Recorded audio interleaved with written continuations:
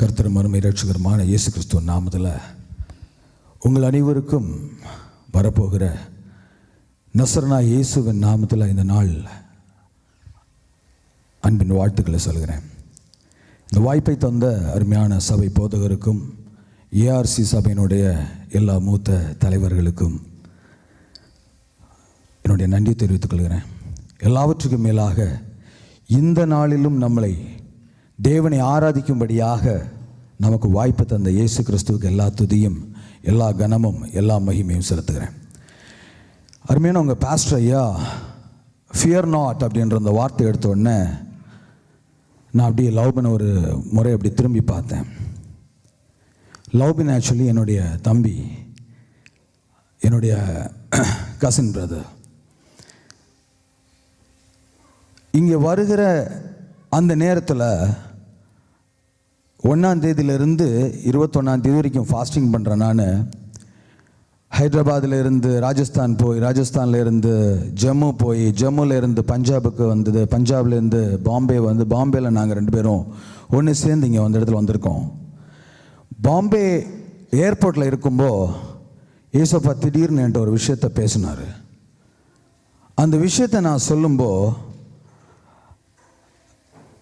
ஒரு channel south டிராவங்கூரியன் அப்படின்னு யூடியூப்பில் நீங்கள் சர்ச் பண்ணிங்கன்னா தெரியும். 16ஆம் தேதி போட்ட மெசேஜினுடைய டைட்டில் ஃபியர் நாட். ஹல்லேலூயா. இன்னைக்கு தேதி 19. 16ஆம் தேதி போட்ட மெசேஜ் ஏர்போர்ட்டில் இருந்துட்டு ரெக்கார்ட் பண்ணோம். அந்த மெசேஜினுடைய டைட்டில் ஃபியர் நாட்.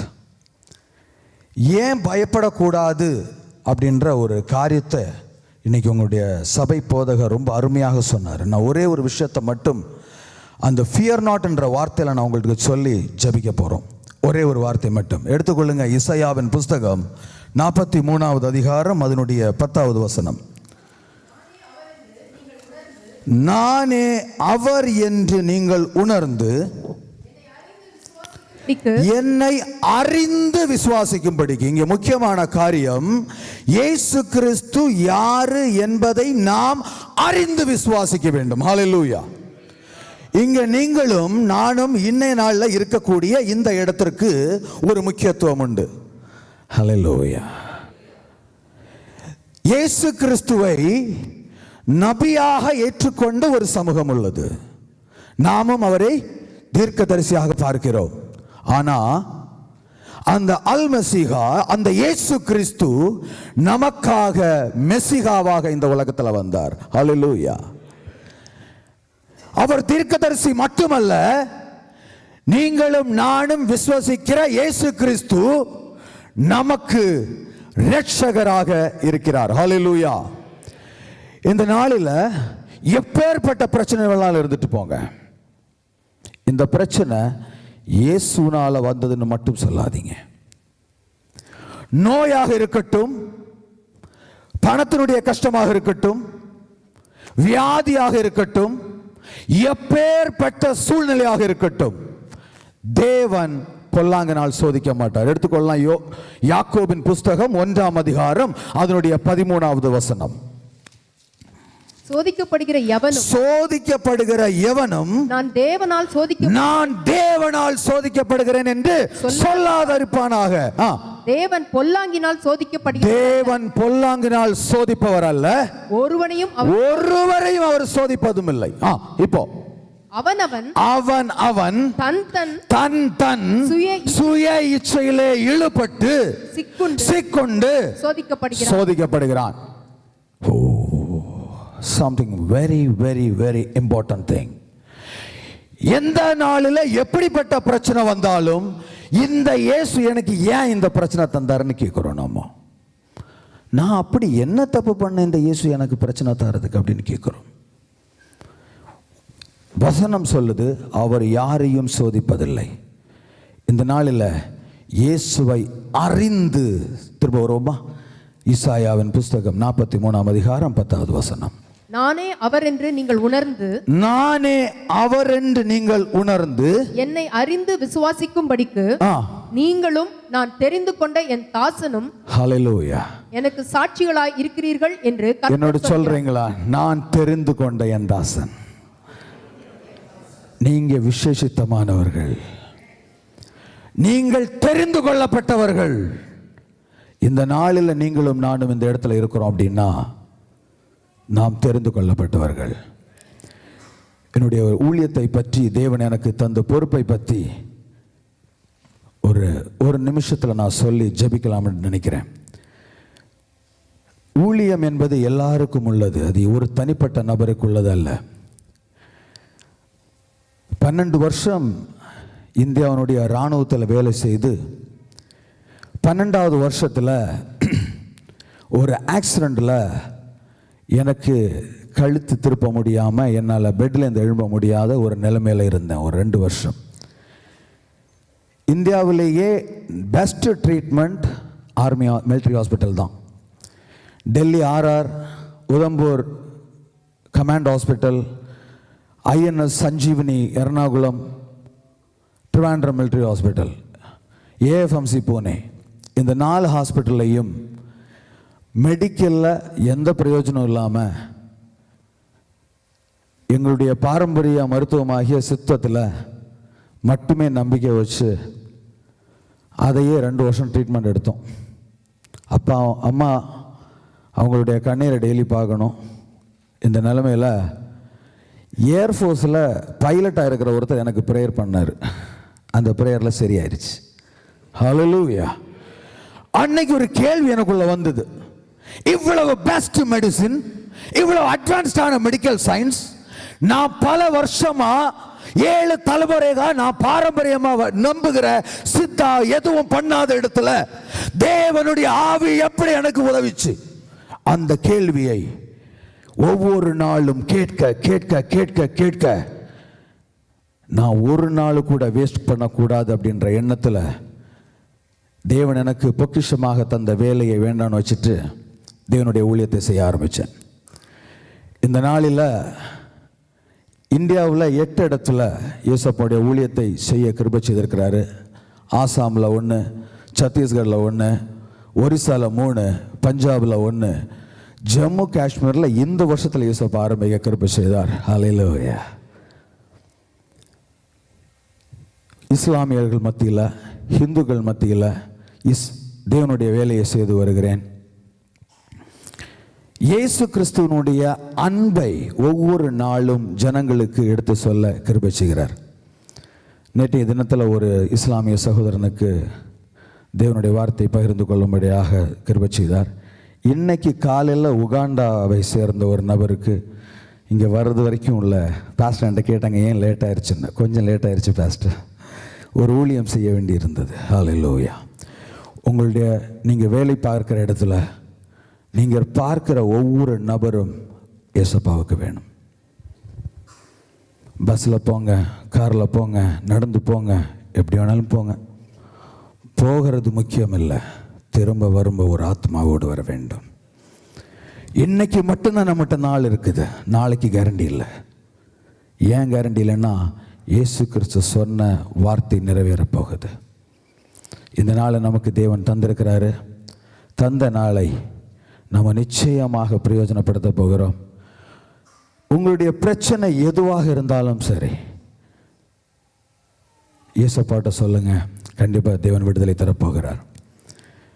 இந்த வருஷம் மட்டும் இந்த 16 நாளில் 300க்கும் அதிகமான பேருக்கு தேவன் விடுதலை கொடுத்திருக்கிறார். போன வருஷத்தில் ஒரு 5000-6000 பேருக்கு இயேசுப்பா விடுதலை கொடுத்திருக்கிறார். இது தேவன் தருகிற ஸ்லாக்கியம். ஒரு மனுஷனுக்கும் எதுவுமே செய்ய முடியாது. ஏன்னா நீங்களும் நானும் தாசர்களாக இருக்கிறோம். யோவான் 15ஆம் அதிகாரத்தில் 15வது வசனத்தை பார்த்தீங்கன்னா, இனி நான் உங்களை தாசன் என்று சொல்லாமல் சிநேகிதன் என்று சொல்வேன்னு சொல்லியிருக்கிறார். ஒரு படி மேலே இயேசுப்பா நம்மளை சிநேகிதனாக வைத்திருக்கிறார். சிநேகிதர்களாக எழும்பி நிற்போம், ஜெபம் பண்ண போகிறோம். ஹல்லேலூயா, ஹல்லேலூயா. whatever may be your problem, உங்களுடைய பிரச்சனை எதுவாக வேணாலும் இருக்கலாம். அந்த பிரச்சனை தந்தவர் தேவன் அல்ல, அந்த பிரச்சனை தந்தது நம்முடைய இயேசு அல்ல. அவருக்கு பிரச்சனை செய்ய தெரியாது. உங்களுடைய வாழ்க்கையில் எந்த விதமான நோயாக இருந்தாலும் சரி, எப்பேற்பட்ட கஷ்டமாக இருந்தாலும் சரி,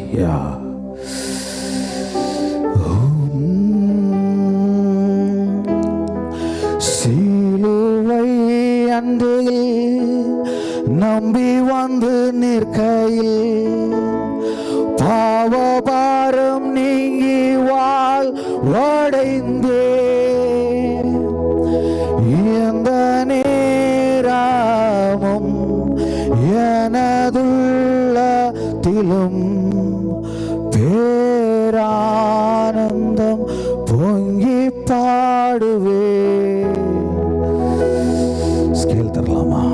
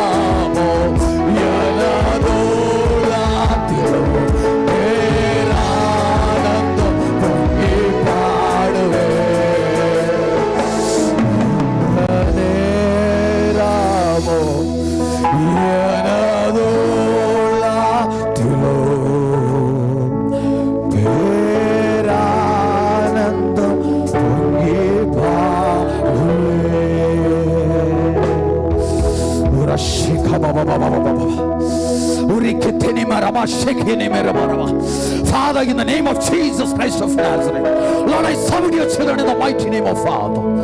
Lord, I summon your children in the mighty name of Father. பிதாவே, எப்பேற்பட்ட பிரச்சனையில் இருக்கிற உம்முடைய பிள்ளைகளும் தகப்பனே, என்னை நோக்கி கூப்பிடு. உனக்கு எட்டாததும் உனக்கு தெரியாதமான பெரிய காரியங்களை நான் உனக்கு சொல்வேன் என்று சொன்னீங்க தகப்பனே. Jeremiah 33:3 declares, call unto me, I will show you. I will show you the mighty and wondrous things which you know not. இந்த நாளில் நல்ல பிதாவே, உம்முடைய பிள்ளைகளை நீர் இங்கே கொண்டு வந்ததற்கான காரியம் 2-3 பேர் என் நாமத்தினாலே ஒரு மனதோடு எங்கே கூடாலும் அங்கே நான் வருவேன் என்று சொன்னீங்கப்பா. இந்த இடத்துல வந்து நீங்க இயேசு கிறிஸ்து எங்கே உண்டோ அங்கே விடுதலை உண்டு. நீங்க இந்த இடத்துல இருக்கிறீங்க தகப்பனே. இந்த நேரத்தில் உம்முடைய பிள்ளைகளாகிய நாங்கள் ஒரு மனதோடு உம்மிடத்தில் கேட்கிற காரியம் எப்பேற்பட்ட பிரச்சனையாக இருந்தாலும் சரியப்பா, மரணம் என்கிற பெரிய பிரச்சனையை மாற்றி எங்களுக்கு ஜீவனை தந்தவர் நீர்.